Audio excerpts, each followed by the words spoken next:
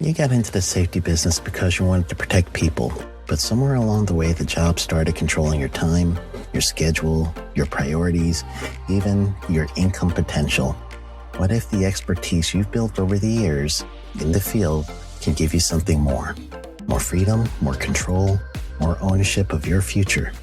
I'm Sheldon Primus, the author of 7 Steps to Starting a Profitable Safety Consulting Business and the host of the Safety Consultant Podcast, with more than 350 episodes helping safety professionals become consultants and grow their career.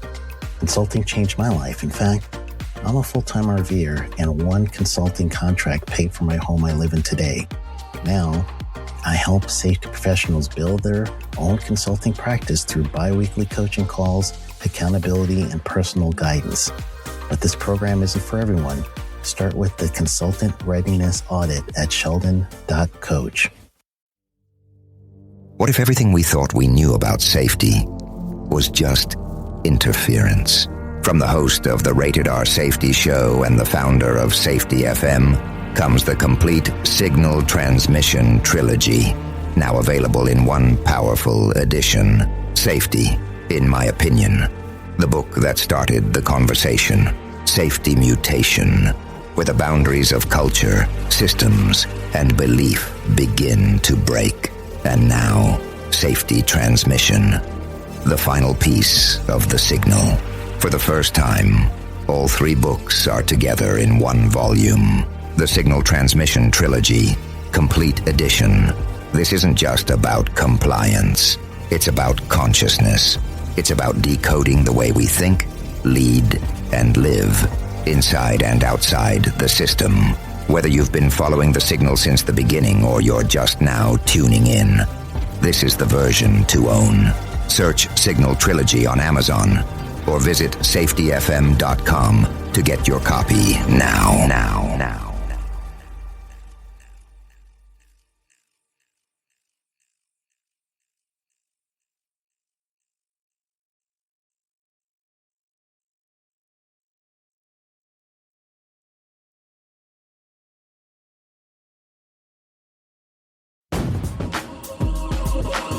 Sheldon Primus. Welcome to the Safety Consultant Show with Sheldon Primus, where we blend safety smarts with business brilliance and a pinch of Sheldon's signature wit.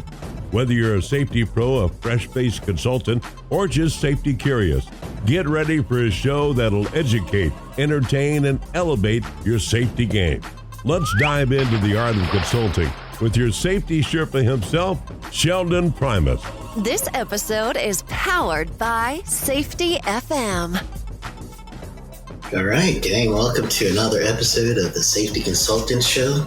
I'm your host, Sheldon Primus, and this is the show where I teach you about being a safety consultant. We talk about a bunch of things, including some OSHA compliance stuff.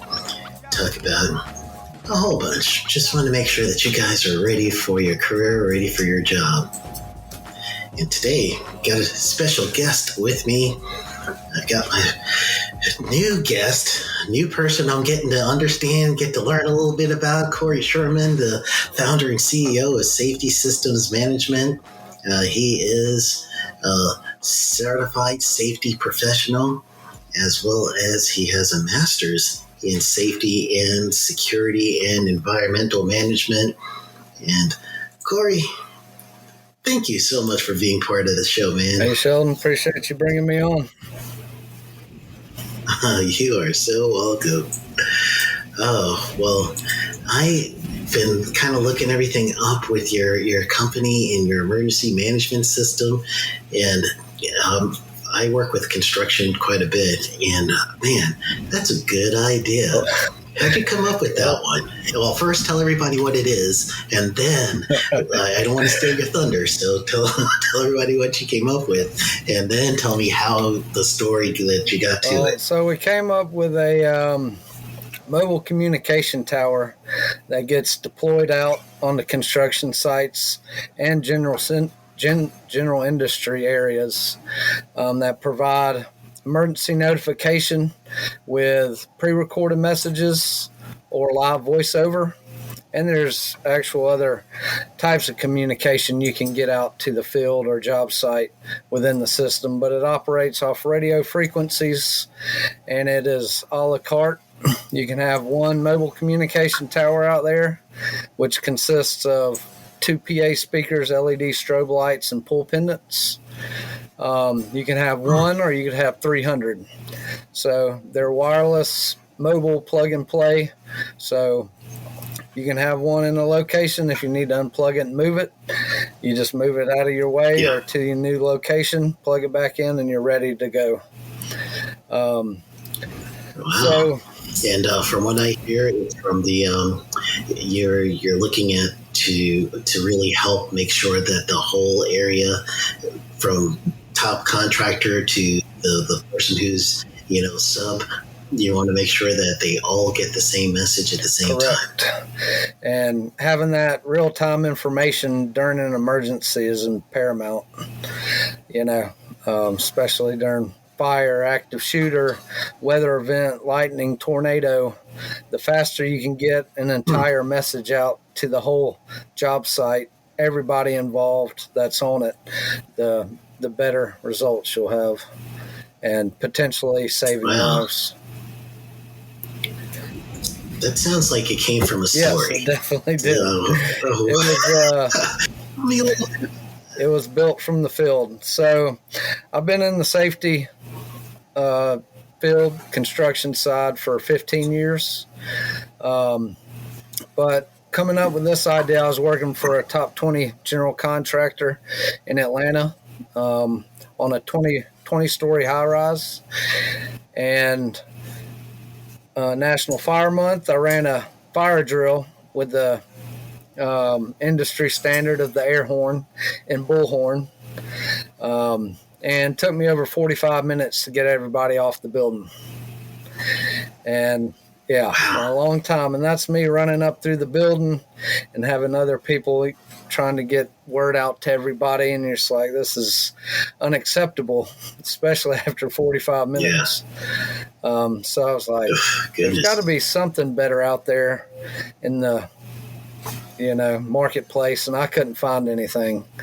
So that was back in 2016, and so I was got with my brother. He got back from the Army, and he was in telecommunications in the Army Corps.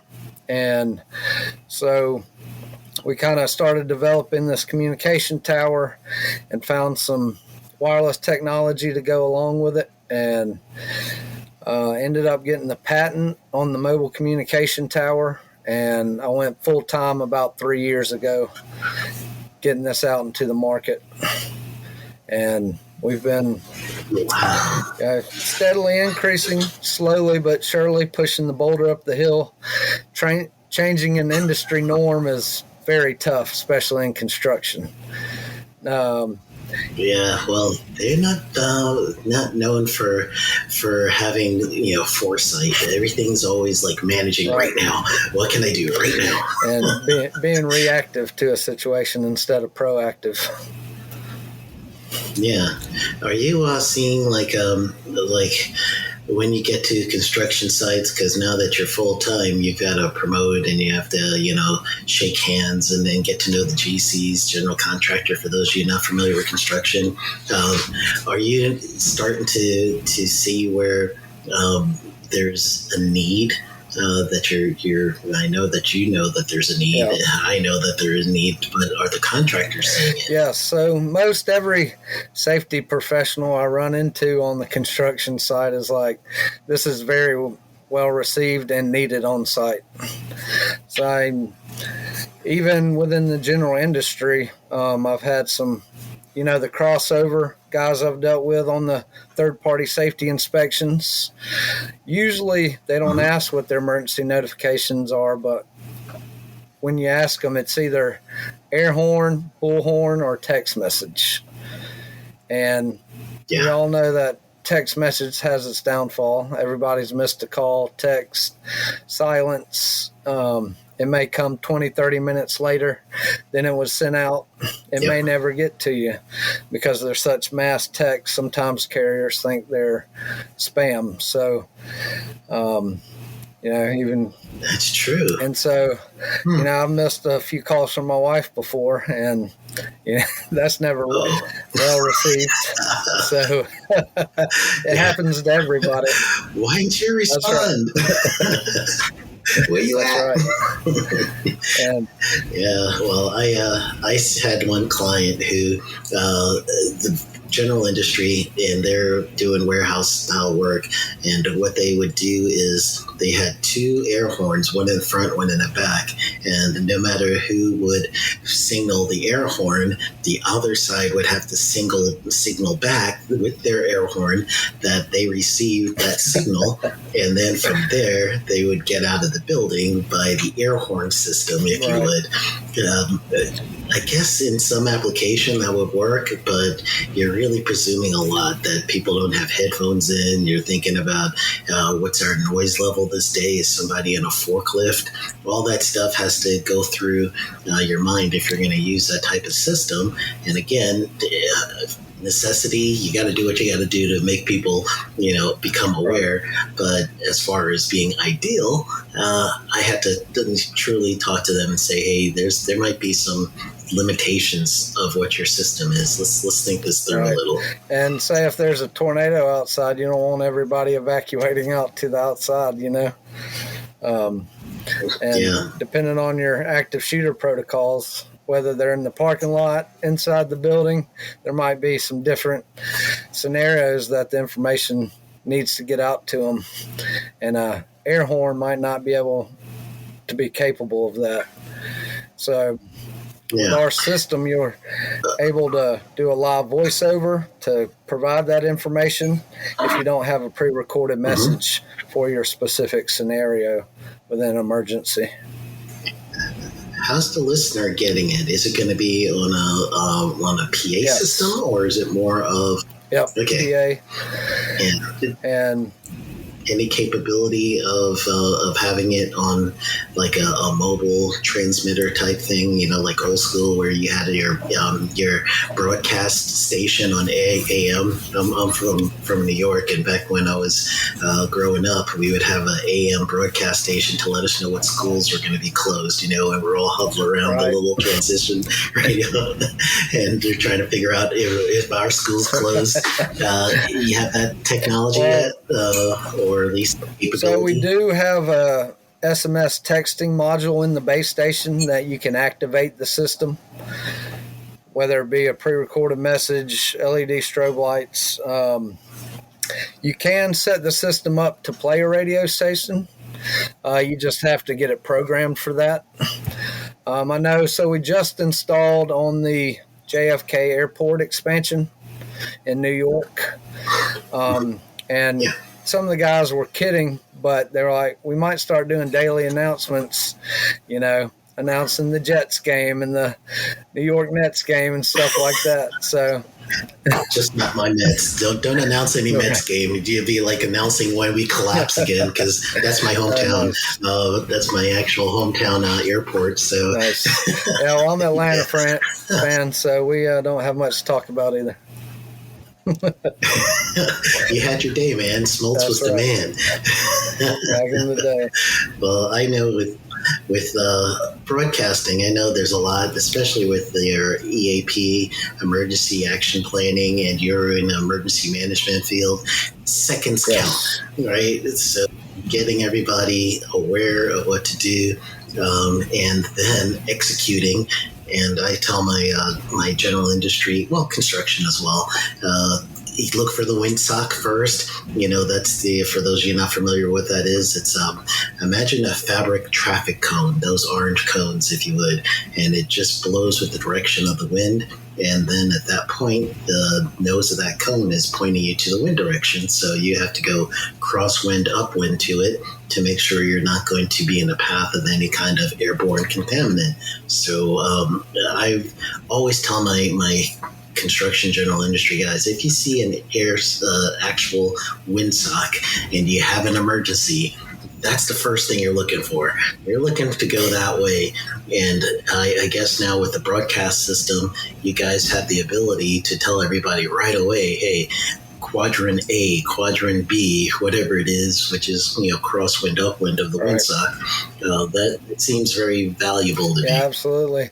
So I just had a buddy that is one of the safety directors here in the Atlanta area with Skanska. They have a data center build going on in a big industrial area. One of the food processing plants right next door had an ammonia leak, and all their systems failed. They don't have ours on site as of now. Hopefully that it may change it, but their air horns and their text messages failed getting everybody out of the building and evacuated to their muster point to leave before it got to the building. So you got to look at the direction of the wind, and you'll be able to point them in the right direction to head to with a system like ours. Yeah. Wow.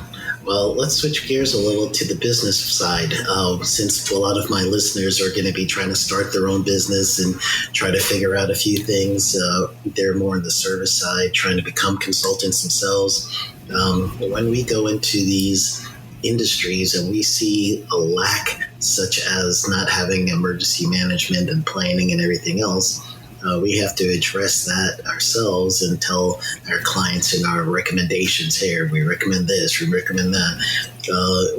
We also have to find a client. Right. That's one of the biggest things, right? For your job and for what you guys are doing, and I say you guys with you and your Kyle, is your brother, correct? That's correct.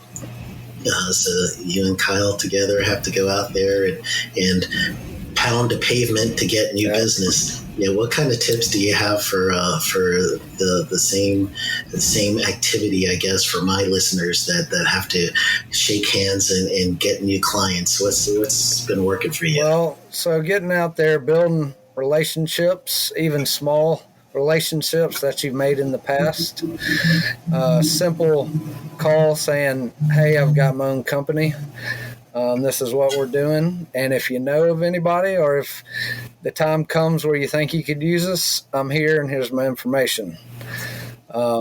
Simple steps like that. On my front end, I started the company in 2016, but didn't go full time until 3 years ago. You have to place those relationships and, find the people that need what you're offering and say, we're here if and when you need us. And you have to do some of your cold calling, call around to the clients you're looking for, depending on size and scope you want is how big your client, but simple cold calls can help too. It's not the funnest or great thing to do, but it can go a long ways. Yeah, sounds like you're old school. That's like the old school way of going out there. That's what I do. Got to do the cold calling, got to shake some hands, show up at a couple of these events such as ASSP or the National Safety Council. Since you have a product, you can get a booth and everything else. But I do see the advantage of doing cold calls, LinkedIn profiles, look through LinkedIn profiles and see if there's somebody in your area that may need some help. Absolutely. And the use of technology is big. I don't use AI that much. I use it in some, housekeeping tasks, stuff like that. I'm sure there are some people out there that you can get. There's a company called Seamless AI.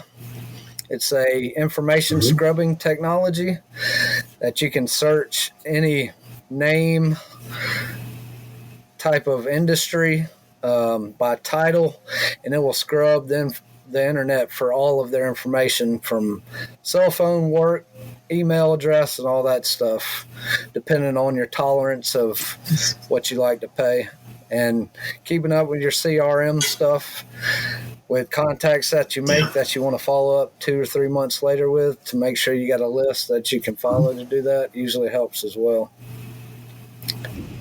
Yeah, I always hear that The key is follow up, because honestly, you get to see and meet a lot of people.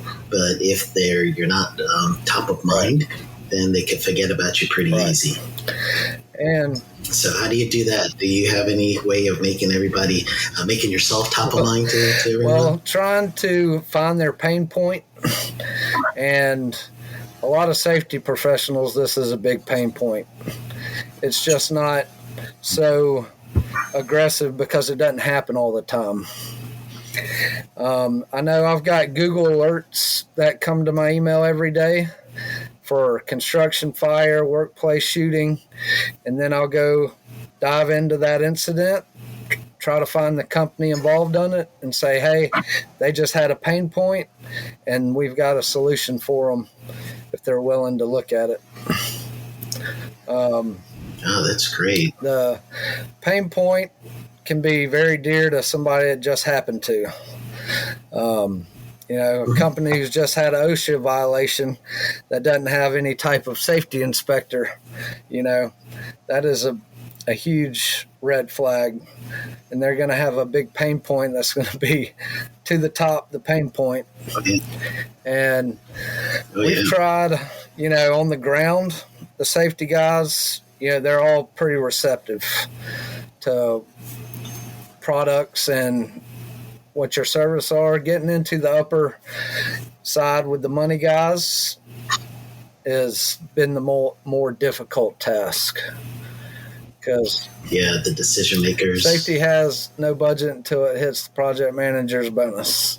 So that is true. Unfortunately, sometimes you have to get to a point where you're fighting for yourself. You meet the safety guy, and that safety guy wants to fight for what you're providing. Or you can see, or for that company, you meet a frontline guy, the foreman or superintendent, that says, hey, we need to get safety more involved. We need inspections. We need this. We need that. And get them on your side fighting for you to help push your product. Yeah, no, that's good. And as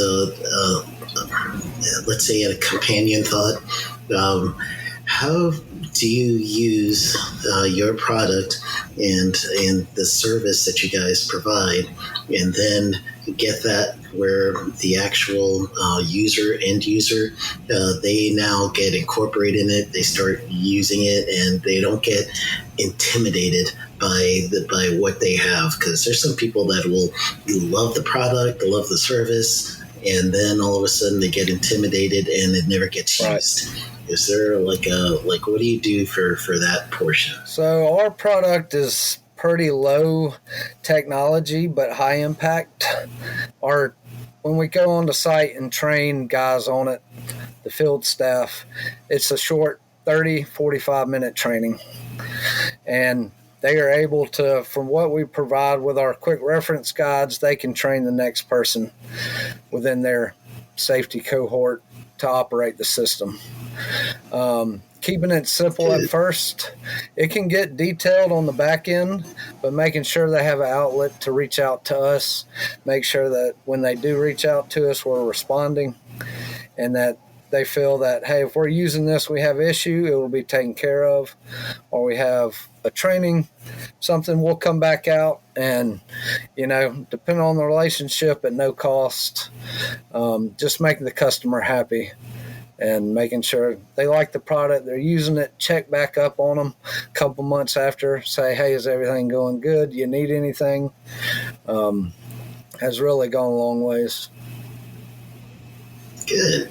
And for those of you listening, as Cory's telling you, the path that he uses for keeping, onboarding his clients is the same thing for us in the service field. When you're trying to forge a new relationship with your people that you're going to be consulting for, you got to do the follow-up too, just to make sure that You just don't leave them with, here's what I found in my mock OSHA audit, and see you later. You got to help them with implementation, see how you could get them to pick the things that are most important first, and then work your way down. That's all part of the full service of consulting. Is not just finding fault. You got to say, what's next? Absolutely. What do I do next? And every good business always has that idea of what's the client looking for next, and you answer that need. And when you can't provide the need they want, try to make sure your resources that you have close. Say like you've got somebody to do in-house training, have another consultant that does specifically in-house training, or as a traffic specialist, that you can provide the service via your network and bring them in with you, or say, we'll provide that service, here's the cost, and use your buddy or other consultant friend to do it.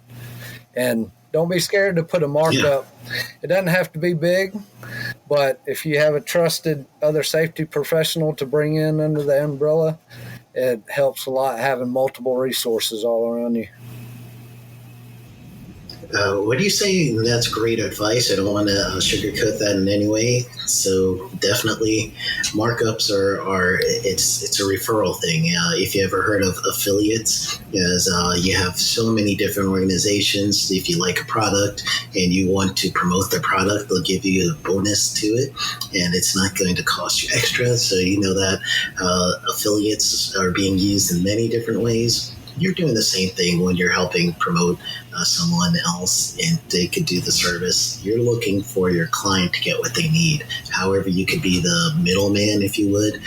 Then that's fine to get a fee for that. So don't feel like you're doing anything unethical. People are constantly doing it. So just to add on to what Cory was saying there, Cory.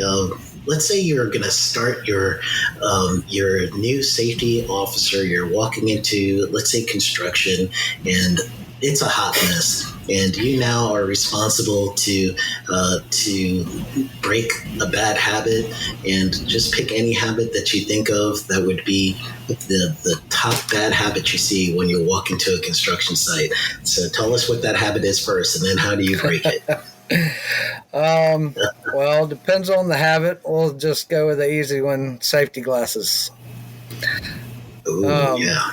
So walking on the site, you need to meet the GC or owner, and you want to try to establish, hey, are they bought in on the safety side, and find out if they are performing what they're supposed to when they go out into the workplace.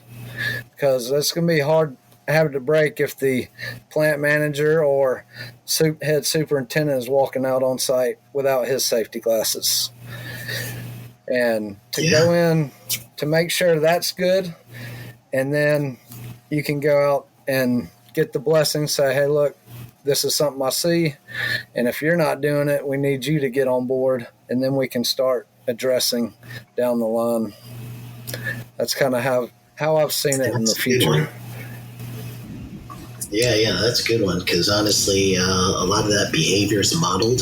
So when the worker sees, especially the higher ups, not doing the same thing that you should be doing, then they're not going to follow what you're, as the supervisor or foreman, is ignoring. They'll say, well, it doesn't mean that too much to you. Why do I have to do it? That's a good answer. See, I threw that on you, and you just hit the ground running with that one. I've seen that many, many times. Is there let's say, one company that may come to mind that they have practices and that you think should be modeled from, and you don't have to give me the name, but the practices that should be modeled in many companies, if not all? Anybody come to mind, clients that you see that you're like, oh, they're doing this right. I wish everybody would do this. Let's see. So I used to work with J.E. Dunn Construction. They implemented a safety leadership course through Caterpillar. That was pretty cool. Starting from the top down, everybody in the company went through the training, and they had follow-up training every 6 months. I thought that was pretty cool, and they're making sure everything comes down the line with their safety audit systems. They were electronic, but it's streamlined across the company. I've seen a few different models of the software. Software can be a huge tool. I don't know if anybody's heard of HB Next. They're HB Next. they're out of Atlanta. They do safety consulting, but they've built a software platform that is all encompassing. Yeah, they're great, and they've got everything as a consultant or a company could use to handle all their certifications, daily inspections, follow-ups, trainings. It's pretty awesome. Wow. Oh, and you gave us another resource earlier with Seamless something. Yes, Seamless AI. Seamless AI. I gotta write that one down. I was writing it down right now. I'm old school. For those of you not seeing, I have a dry erase marker and a dry erase board. That's how old school I am. I get to teach upwards to 200 or so students every year for Certified Occupational Safety Specialist program and Certificate of Occupational Safety Manager. And I see a lot of students come through and they just look beaten down. I mean, honestly, like the management seems to only want to get OSHA compliance. And if they see somebody who's not doing something like wearing their eyeglasses, they got to write someone up so they can prove that they're doing something in safety. And they themselves feel like they're safety cop, if you would, and not really doing the functions of safety management. Do you see that as well? And how do you beat the safety cop persona, if you would? So I've dealt with that myself, trying to reconcile that within my early career as a safety professional, because just getting into it, you're like, oh, I got to shut it down, make sure everybody's safe. But shut it down. Like, it's this way or the highway. But now you're having to get into human performance and the psychology of the worker. Saying, hey, they might have had a bad day today. Like, what's on their mind? Safety's not top of their mind because there's something else. So getting in, finding a person, asking what their problem is, how they get to where they're at without them wearing their safety glasses, taking, a second to care about what they're doing, and then say, hey, I am going to give you a ding for this. Or maybe it's the second or third time you give them a ding, and then we're going to retrain you. And this is what it's got to be on that end. But following a more workers' attitude of, hey, let's take care of the worker and then look at the system and make sure the system in place is adherent for them to do what they're supposed to do safely. Yeah, I agree. I think that you get the full system as being, did we set this person up for a failure? And there's some mundane stuff. I worked for an underground utility contractor for 5 years as a safety director. And this one incident stands out. So they sent a crew out to go move some things at site. Not a big deal. Well, a guy ends up straining his back, and we get a back claim out of it. If you start going back down, the project manager said, hey, go move this without them having a plan, the right tools, the right time of day. And you're like, if all this stuff would have been thought about for 3 seconds, this potentially could have been avoided by putting that worker in the wrong situation without the right tools and the wrong time of day. Like, you can't just blame the worker for hurting his back for being, incapable or being careless. He might have been careless at the moment, but the system in place put him in there to be careless. So when he failed, it failed incorrectly.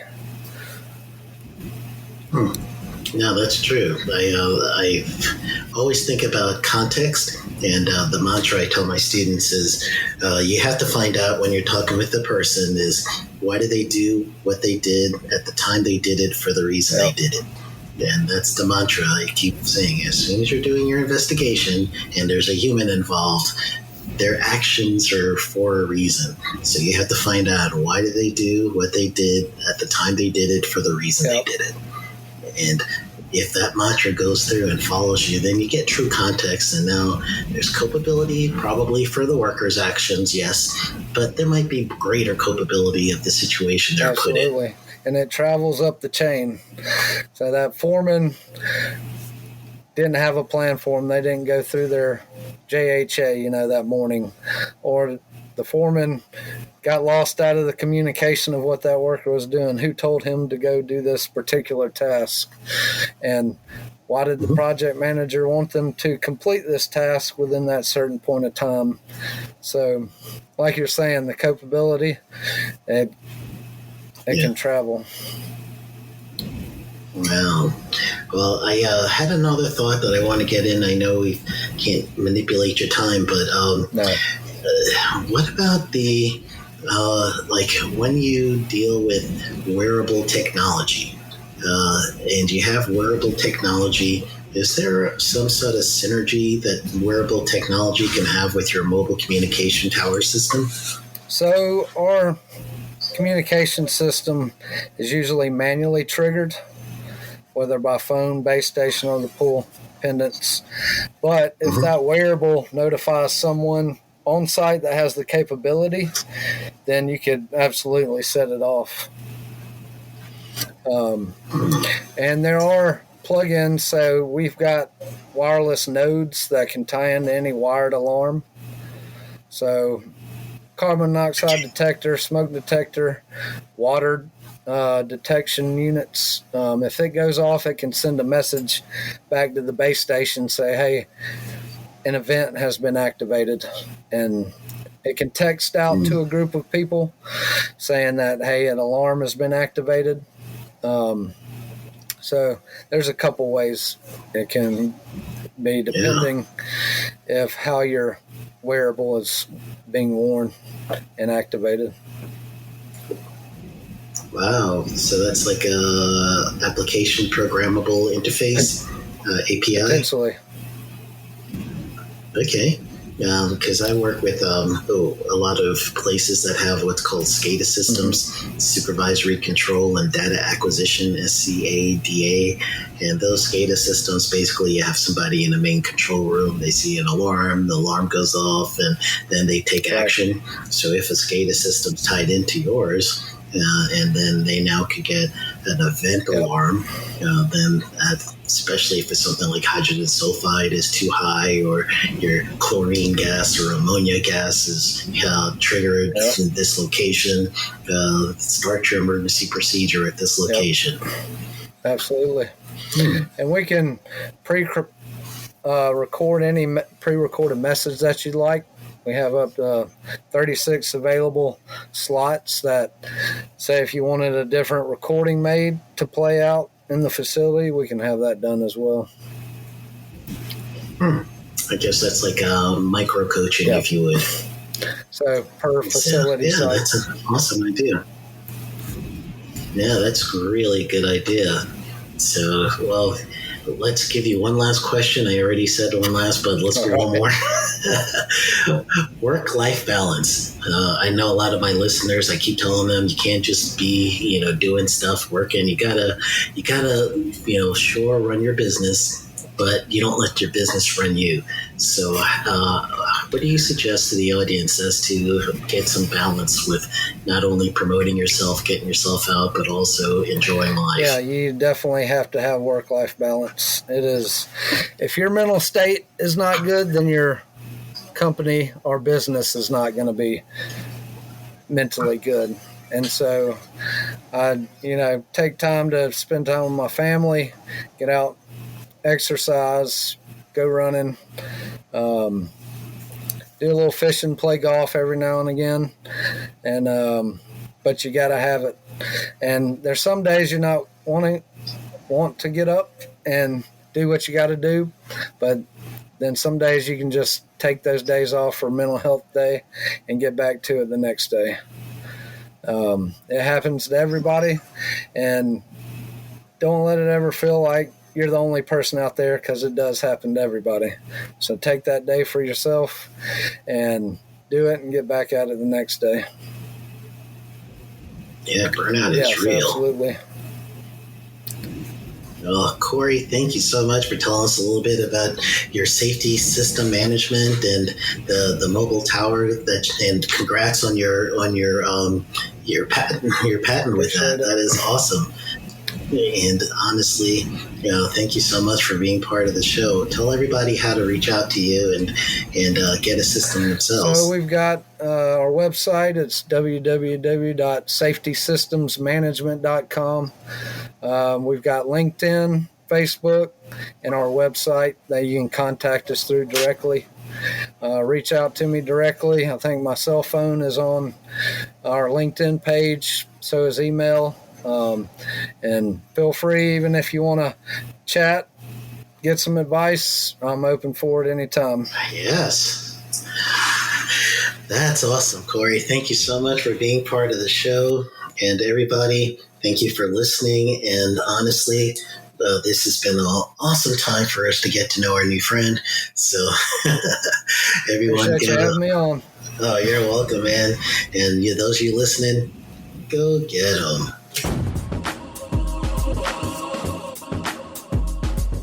That's a wrap for today's safety show. Remember, safety isn't just about hard hats and caution signs. It's about business smarts too. Thanks for joining us on the Safety Consultant Show with Sheldon Primus. Until next time, stay safe, stay savvy, and keep consulting like a boss. Go get 'em. The views and opinions expressed on this podcast or broadcast are those of the host and its guests and do not necessarily reflect the official policy or position of the company. Examples of analysis discussed within the past hour, only examples. It should not be utilized in the real world as the only solution available, as they are based only on very limited and dated open source information. Assumptions made within this analysis are not reflective of the positions of the company. No part of this podcast or broadcast may be reproduced, stored in a retrieval system, or transmitted in any form or by any means, mechanical, electronic recording, or otherwise without prior written permission of the creator of the podcast or broadcast, Sheldon Primus. This episode has been powered by Safety FM.